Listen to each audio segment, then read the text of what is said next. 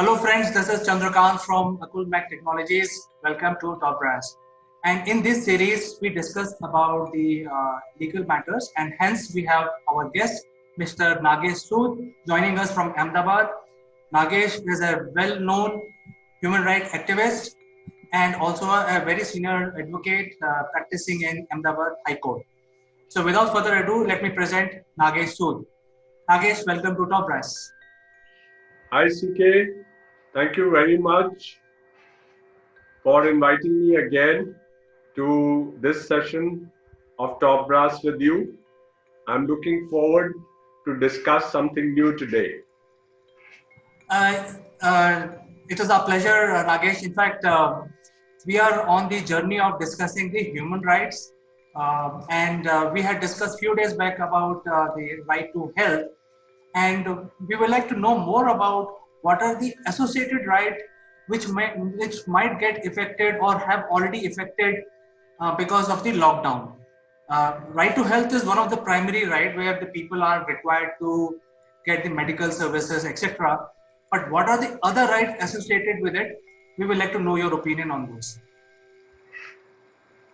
Well, Chandrakant, as you know, that right to health provides that health facilities, goods and services should be available to every citizen or everybody in this country in sufficient quantity, should be accessible to everyone without discrimination for all, even marginalized groups, and also acceptable, meaning respectful of medical ethics and culturally appropriate and scientifically and medically appropriate and of good quality. The ancillary rights which are connected to right to health is first is freedom of expression. Now, right to freedom of expression includes the right to seek, receive, and impart information of all kinds, regardless of frontiers. Now, it is the core obligation of the government to educate and give access to the information concerning the main health issue, which is COVID-19, to everybody, to every citizen of this country. The government has also an obligation to ensure that accurate and up-to-date information about the virus, access to services, disruptions, and other aspects are available and accessible to all. Now, in China, what we saw that the basic information was withheld by the government of coronavirus, not only from the public, but from WHO. And there were underreported cases of infection, and they also downplayed with the severity of infection, which has impacted the world as a whole. Now, here in India, of course, initially there were some dissemination of information which was fake, which was not correct, on WhatsApp groups, on social media, which has been curtailed by the government. The government has also come out with an app called Arogya Setu, which provides and is accessible to all, provides all kinds of information about the virus.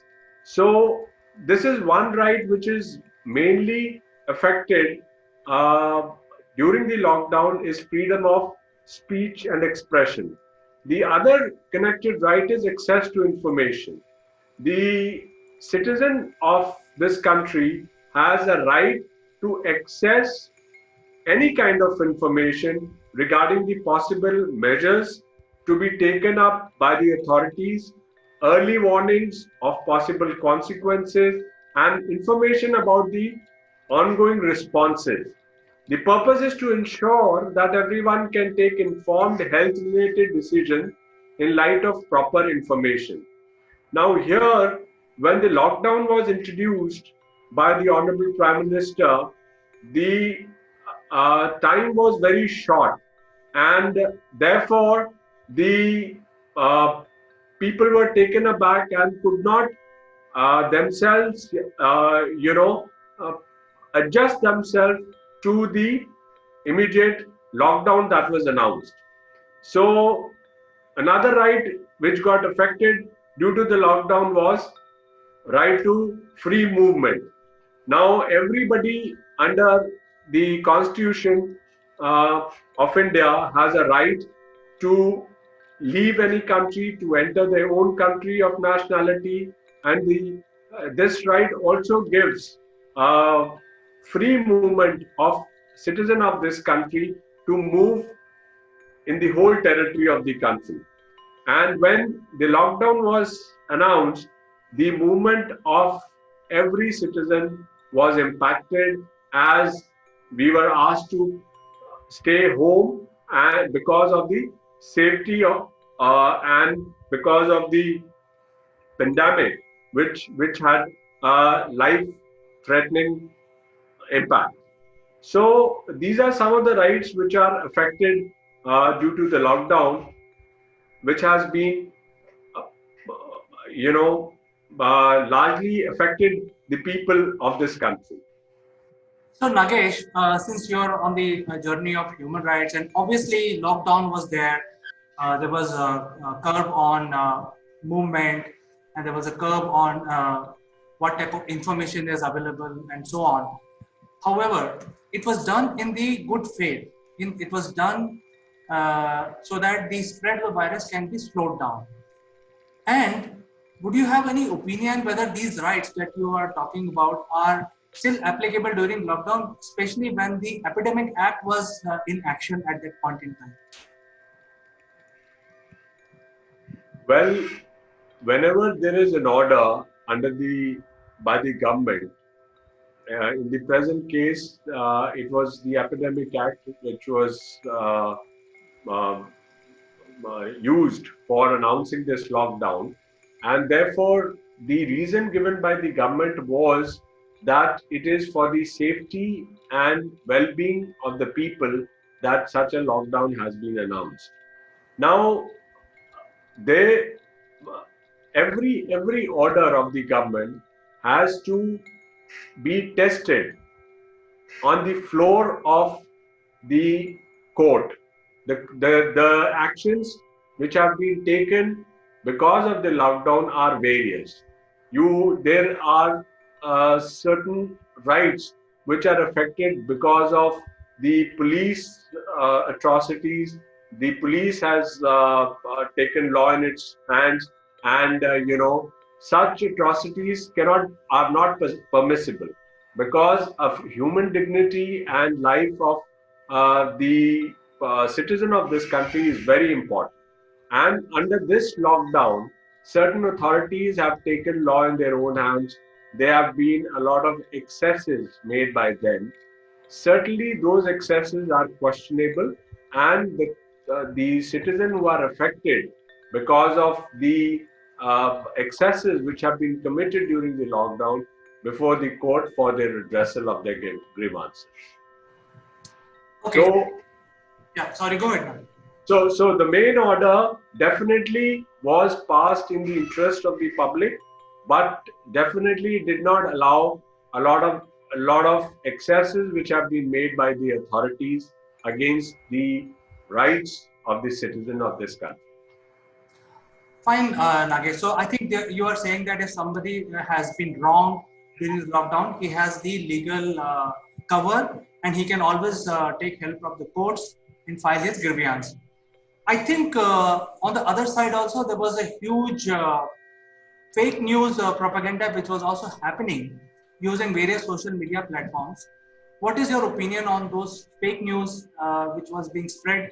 It could be from within the country, or it could happen from outside the country.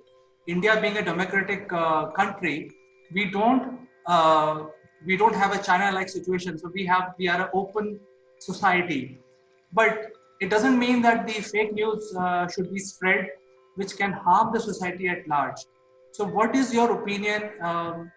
If somebody is spreading fake news, how the authorities can take care of that? Well, Chandrakant, as I said, the right to information and right to access to any information regarding the pandemic is the basic right which is available to all citizens. Now, during when the pandemic was announced by the government way back in March 2020, in almost all WhatsApp groups, people were disseminating some information which they have received from any sources into the WhatsApp groups. Now, for some time, maybe people thought there was no information, correct information coming from WHO after the spread of pandemic, and not only the government, but the citizens of this country were not aware as to what was the exact cause of the pandemic, how this can be cured. So all these issues were in the gray area, and there was since there was no cure for this disease, everybody was facing kind of a panic where which compelled them to get a lot of information either from internet or from any other sources, and that's how people uh, maybe in good faith try to share that information whatever they received through internet or through any medium into the group. But unfortunately, those information which they were spreading were not authentic, were not were not authorized by somebody, especially the government, which is the main authority to provide right information to the people. And therefore, when the government saw that a lot of misinformation and a lot of information which is not related to the pandemic and can mislead people, the government came out with an order where they ordered that anybody who is running a WhatsApp group, the admin of the group would be responsible for disseminating such information and could be penalized under the penal law of this country. So therefore, the government, in the right spirit and at the right moment, took action, and a lot of misinformation was curtailed because of such an action by the government. Nagesh, I think it was a very good session we had today. Thank you very much for bringing the clarity to the human rights. In fact, if somebody's human rights have been violated, as per Nagesh, he has full authority and right and help available under the court and law of India to approach the court and tell his grievance or file a case. On the other hand, there is a proper legal setup to prevent any fake news. So I think the duty of the citizen is to not to spread fake news. So I think this is two clear messages that we have today from Nagesh. Nagesh, it was pleasure talking to you today. We will catch up again tomorrow in Talkers. Thank you very much.